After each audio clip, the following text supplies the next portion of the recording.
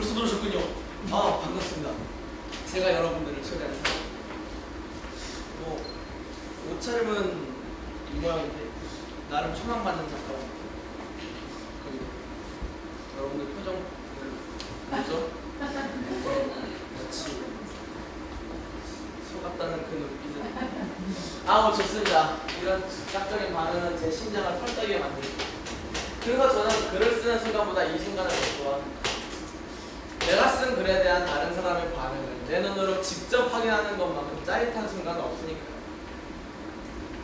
자, 제가 지금부터 들려드릴 이야기는 여러분들의 이야기입니다. 혹은 저일 수도 있고, 여기 무대에서는 당사자들의 이야기일 수도 있죠.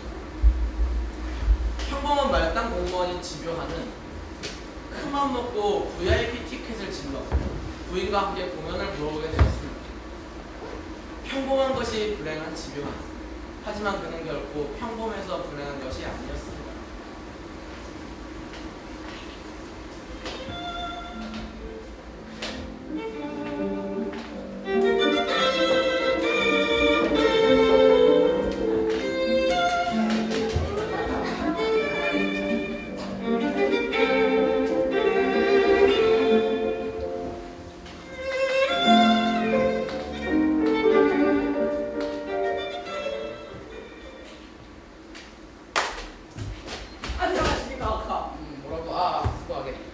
전 지비안이라고 합니다. 정말 이렇게 만나뵙게 돼서 큰 영광입니다, 카카. 내가 전에 알던가? 전 카카께서 담당하고 계신 공원 관리부에서 일하고 있습니다. 그러니 카카를 위해 일하고 있습니다. 숯불과 개장제를 맡고 있습니다, 카카. 그래, 그도 수고하게. 숯불을 잘 한번 두게나. 카카, 제 아내가 인사드리고 싶다는데. 안녕하세요. 반갑습니다. 네, 이렇게 뵙게 돼서 정말 영광입니다, 카카. 사모님, 제 아내 박국자입니다. 사모님, 제 아내 박국자입니다. 안녕하세요, 사모님. 처음 뵙겠어요. 네, 이렇게 뵙게 돼서 정말 영광입니다. 전 제 아내의 남편입니다. 안녕하세요. 죄송합니다. 구경 잘하시죠, 카카. 연령한 주입. 이런 황금 같은 기회를 얻게 된 말단 공무원 지도. 그는 느긋하게 의자에 기대 앉아 수업료를 돌려주세요로 관람하기 시작했습니다. 그는 장관과 아는 사이가 됐을 뿐 아니라 어쩌면 친해졌다고도 할 수 있겠죠. 그러던 그 순간 아무런 경고도 예고도 없이 마른 하늘에 날벼락이 치듯 요한은 고개를 뒤로 제쳤다가 카카 정말 죄송합니다, 카카. 정말 죽을 죄를 지었습니다. 그냥 별거 아니까 걱정 마. 예, 별게 아니라니 어떻게 그럴 수 있겠습니까? 제가 이런 흉측한 실수를 카카 정말 죽을 죄를 지었습니다.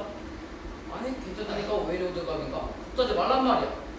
하지만 제가 어떻게 걱정을 안 할 수 있겠습니까? 이야말로 용서받지 못할지도. 카카, 제가 닦아드리겠습니다. 그렇게 해야 제가 좀.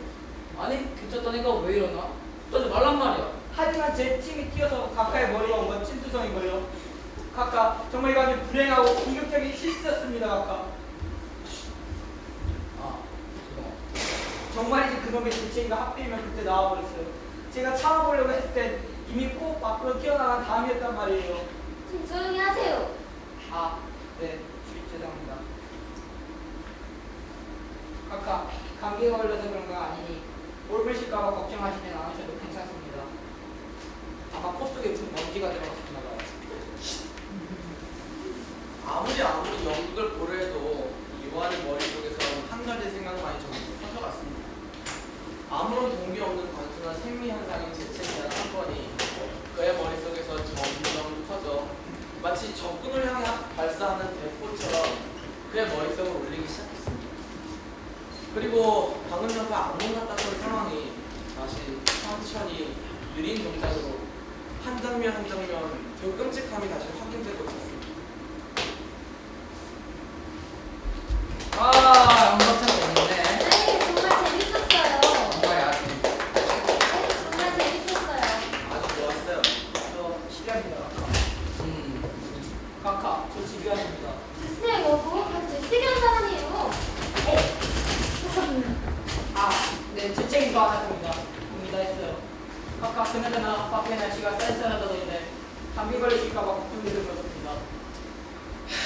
키가 젊은이 아직도 그것인가? 그건 우연히 다 생길 수 있는 사고니까 어쩔 수 없는 일 아니었나? 키가 젊은이 그건 다 잊어버리고 오는 거 어땠나? 아주 재밌지 안 그래? 네? 재밌었어요? 아, 네, 사실입니다. 아주 재밌었어요. 아, 저도 몇 년 만에 웃어봅니다. 그래 어느 부분이 가장 재미있던가? 네? 어느 부분이라뇨? 제가 지금 재채기한 거 얘기하는 거 아니었습니까? 깜짝 놀라 준비 잘되었습니다.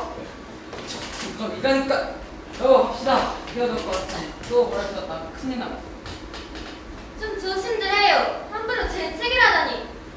더구나 당신 머리에 재채기라다니. 아이고, 나 망했구나. 망했어. 아, 내일이면 당장 뭐가지야. 적어도 지금이라고 있는 습득할 40만 잡초가루 쫓겨나게 될 거야. 요한, 너무 걱정하지 말아요. 뭐라고? 너무 그게 신경 쓰지 말라고요. 어쩔 수 없는 생리적 현상이었잖아요. 그깟 재채기쯤은 장관님이 벌써 잊어버렸을 거예요. 정말이야? 당신 생각이 정말 그럴 것 같아? 하긴 저도 약간의 걱정이에요. 아, 어떡하지? 장관님께 선물이라도 하나 보내야 될까? 루이사똥 시계라도 하나 보낼까? 그럼 명품 시계를 보낸다고 당시 실수가 없어지진 않아요. 그냥 잊어버리세요.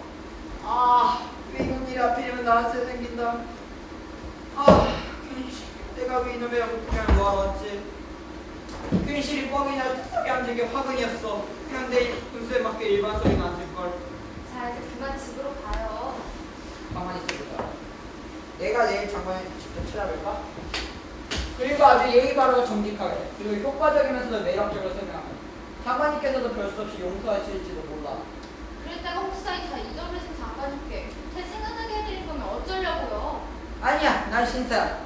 점잖은 신사라면 신사다운 행동을 해야지.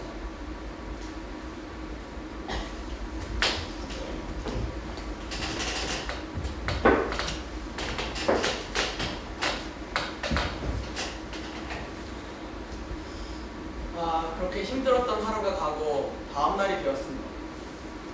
그날은 마침 여기 이 장관이 직접 시민들의 탄원을 듣는 날이었습니다. 저와 여러분들이 예상은 모두 틀리지 않았습니다. 요한은 아침 일찍부터 그곳에 나가 있었으니까요. 하지만 요한은 자기보다 앞서온 5, 60명의 탄원이 모두 끝날 때까지 기다려야 했습니다. 오전이 가고 오후가 다 될 무렵에서야 요한의 차례가 들었습니다. 자 다음 사람. 카카, 저 마지막 사람이시다. 마지막 사람. 카카, 접니다. 그래 뭘 하나. 전 탄원할 거 없습니다. 탄원하러 온 게 아닙니다. 그럼 뭐야? 미안 4시간 남아야겠다. 이거야? 아닙니다, 카카. 카카, 절 모르시겠습니까? 제가 어제 그 폭발적인 상황을 만든 사람입니다. 제가 어제 가깝게 코아침을 뱉지 않았습니까? 뭐야? 대체 무슨 이야기야? 제가 어제 가깝게 재채기를 하지 않았습니까? 그래서 가깝게 코아침을 묻혔고요. 그런데 왜 여기 온 거지? 뭐 감기라도 걸렸는지 한번 확인하러 온 건가? 아닙니다, 카카. 전 재채기 한 번 사과드리고 왔습니다. 카카, 제가 한 재채기는 어떤 정치적, 사회적 동기도 없었고요. 어떤 폭력이나 적이도 없고 아주 순수한 신기해서 시키신 행동이었습니다. 카카, 그래서 제 코가 생겨난 날을 저주합니다. 카카, 제 코를 벌하시되 제 코 뒤에 있는 지원도 못되는 용서해 주십시오. 카카, 제 코를 시베리아로 내려보내시더라도 제 코 뒤에 있는 퇴원도 못되는 살려주십시오. 카카, 이렇게 됩니다. 이걸 들머리! 내 말 잘 듣게. 난 자네 코에 대해서 유감이 없어. 내 코가 차지하는 일에 신경 쓸 없이 바쁘단 말이야. 자, 어서 집으로 들어가서 뜨거운 물로 놀아면 차가운 물에도 상관없으니까 좌우가 모든 나라 그릇이가 그따위 바보 같은 일은 없다는 걸 세워주지만 안 그래도 오늘 탄원하는 것들이 별의 별수를 다 짓거려가지고 너 따위 신경 쓰고 안 그럴 때 진짜 정신이 없다고. 에이,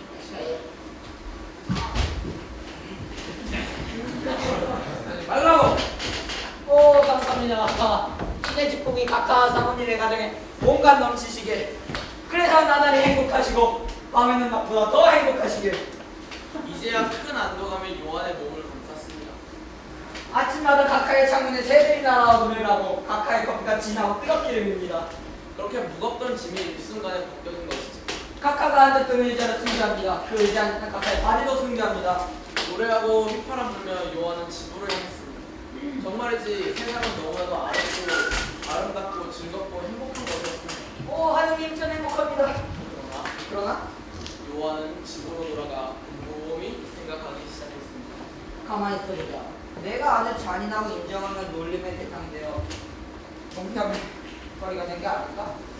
장관이 나를 무시한 게 아닐까? 나를 벌줄 생각도 없어서 왜 그렇게 무시한 그대로 막대였지?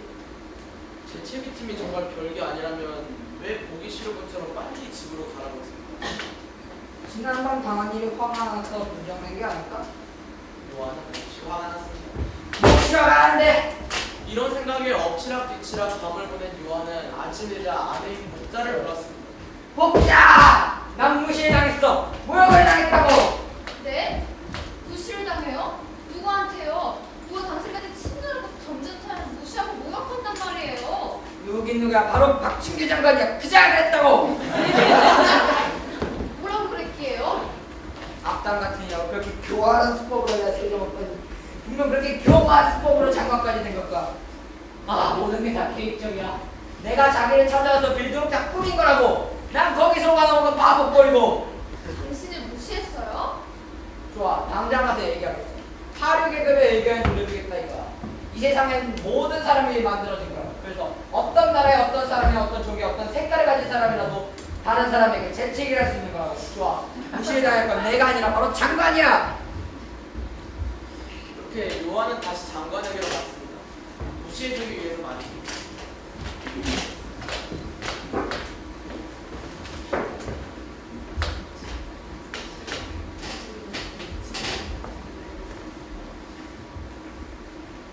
선생님, 뭐지? 제가 뭐냐고요? 저예요 아까 접니다. 제 얼굴 보세요. 네 저예요. 저 똑바로 보시라고요. 네 제가 다시 왔습니다. 가셨다고? 누구시? 집요한입니다. 각각 말씀대로 집으로 돌아가게 됐지만 더운 물이나 찬물로 목욕은 하지 않았습니다. 이 지저분한 놈을 도대체 누가 지라고 했어? 쟤네 뭐야? 제가 뭐냐고요? 제가 누구냐 이겁니까? 네 각각께서 그 자리에 앉아서 저한테 자넨 뭐야 하고 물으실 수 있으시겠죠. 장관이야 높은 관직의 상위 계급의 일원이니까 저 같은 밑바닥 공무원에게 자넨 뭐야 하고 물으실 수 있으시겠죠. 하지만 그 말 속엔 세상이나 평등이란 어떤 이런 뜻이 들어있어서 사람이란 봉사하는 쪽과 봉사받는 쪽이 있고 명령하는 쪽과 복종하는 쪽이 있으며 절하는 쪽과 절받는 쪽이 있다. 그래서 누군가 무시를 할 수 있는 거고 누군가 모욕을 당하는 것이 하나도 이상할 게 없다 이런 뜻이 들어있어서 쉽게 말씀하실 수 있는 겁니다. 자넨 뭐야 하고 말이죠. 도대체 무슨 헛소리야? 이거 너 바보 같은 소리 듣지 말고 빨리 용건이나 뭔지 말해. 용건이요? 네 용건을 말씀드리죠. 저 아까 제 얘기한 걸 사과드려요. 제가 이전에 확실하게 용서받은 건지 보통 알 길이 없어서 아까 제발 용서해 주십시오. 그건 우연이었어요. 아까 제발 나가! 안 갈 거니 바보지! 내 앞에 사자 말이야! 난 내 놈닭을 다시 먹었지 않을까? 만일 내 놈 한판 떼게 내 말을 걸었다 하면 너 영원히 갈수 있잖아. 아, 잠깐만. 전 이름이 뭐라고 했지?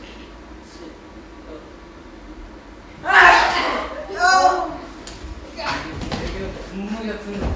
아니 개만 거부터 어떻게 하냐고. 넌 먼지 같은 놈이야. 아니야. 너 먼지만 거 못해. 알아? 넌 아무것도 아니야. 넌 아무것도 아니라고!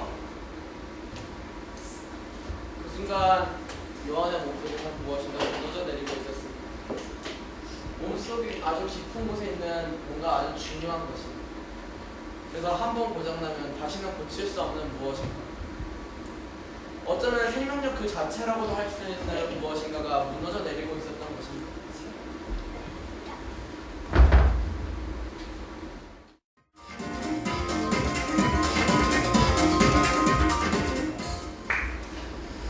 그 뒤로 요한은 한 가지에 집착하는 고약한 버릇을 고치지 못해 평생을 괴로워하며 자신이 저주하는 평범한 시민으로 살았을지, 아니면 이 사건을 계기로 깨달음을 얻고 그 습관을 고쳤을지는 저도 여러분도 알 수 없습니다. 하지만 이 사건을 통해 알 수 있는 한 가지 교훈이 있죠. 그것은 바로 당신의 기억이 당신의 인생을 지배한다는 것입니다. 역시 인생이란 너무나도 잔인하고 가혹한가 봅니다.